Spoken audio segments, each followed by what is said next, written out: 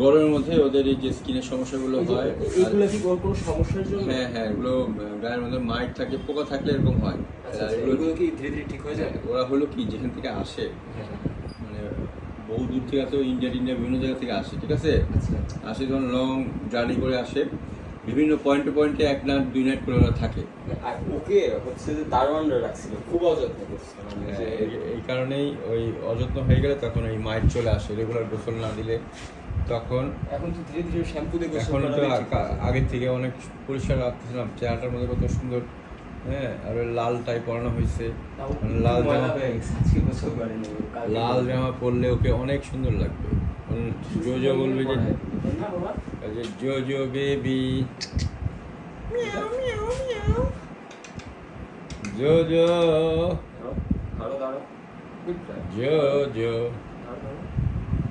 আর জোজোর তো ট্রেনিং দেখা যাচ্ছে পুরো প্লেফুল, অ্যাক্টিভ।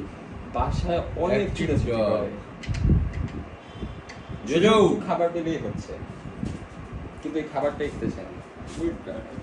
আর একটু স্যুপ করে খাওয়াবেন, মুরগির স্যুপ, মাছের স্যুপ। ওর হচ্ছে না মুরগির ওপরই দুধটা সিদ্ধ ডিম। হ্যাঁ, সিদ্ধ ডিম। দুধ ডিম দেন, নাহলে কেমনে হবে? দুধ রুটি দিয়ে দিবেন। মানে দুধটা দিতে ভয় পাচ্ছিলাম। আরে কি বলে, দুধ ঘুমায়া দিবেন। দুধ না খেলে টাইট হবে, মানে তাগড়া হবে কেমনে? তাহলে তো বাসায় আমাকে এই জন্য বলছিল দিতে, কিন্তু আমি কোমরের মধ্যে মাংস নাই, হাড্ডি।